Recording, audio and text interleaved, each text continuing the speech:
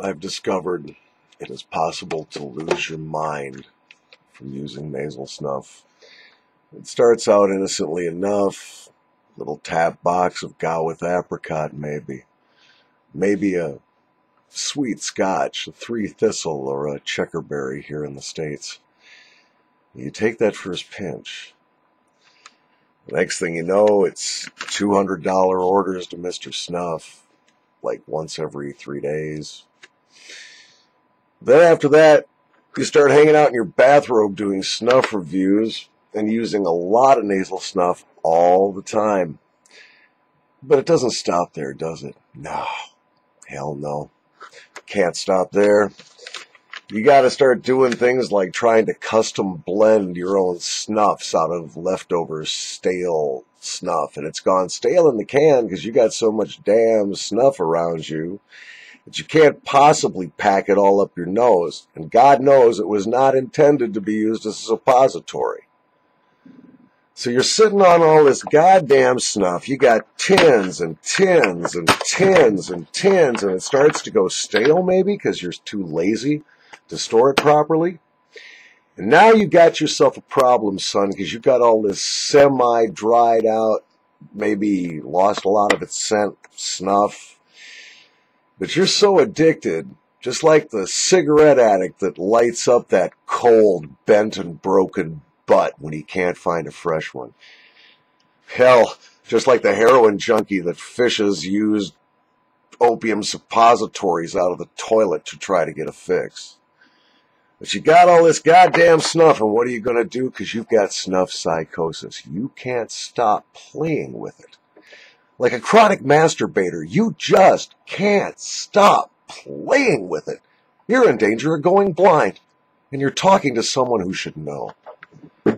So you got your hand lotion. But that's not what we're talking about.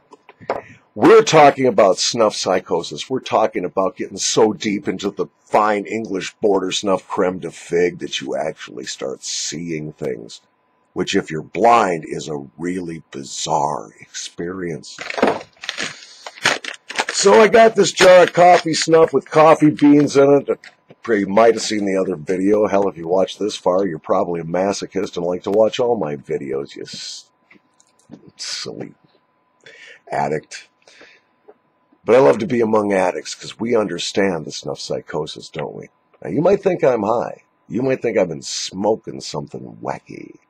Nah. You might think I've been drinking. Maybe snorting that Adderall again. No, methadone psychosis, hardly. No. Too much coffee? Never. Too much tea? Thanks, Ishi. Nah. No, it's snuff psychosis, my friends. This is a cautionary tale. Oh, it starts out innocently, a way to replace cigarettes, or maybe stop smoking so many cigars, or I hope, in my heart of hearts, maybe even stop dipping. It starts that. Pretty soon, well, hang on a second, I'll be right back. Okay, fuck it. You know, I was going to go into the next room where I have like a big enough to take on a week-long camping trip cooler.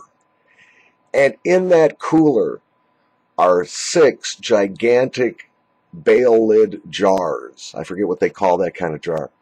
And but it seals shut. It's got a rubber gasket. And each of those jars is completely full of snuff. And then I was going to pull out the cardboard box that's about yo big by yay big by wah, full to the gunnels with snuff. Hell, I can show you, I got bags of Schmalzler hanging. Yeah, that's right, I got bags of Schmalzler hanging. And speaking of hanging, that's why I didn't go get the goddamn cooler, because I'm wearing my bathrobe. And if I moved wrong, it wouldn't be the only thing to be hanging in the camera, and God knows you sure don't need to see that. Why are you still watching this? It's because you don't want to develop snuff psychosis. You want to watch this freak show and see how fucking bad it can get when you got snooze and snuff coming out your ass. And that gets back to trying to use it as a suppository, and that will be the next experiment to come to you from the dank basement. Thanks for putting up with the rant. I am your in his bathrobe With too much snuff surrounding him, Uncle Squinty. I don't believe you watched this whole fucking thing.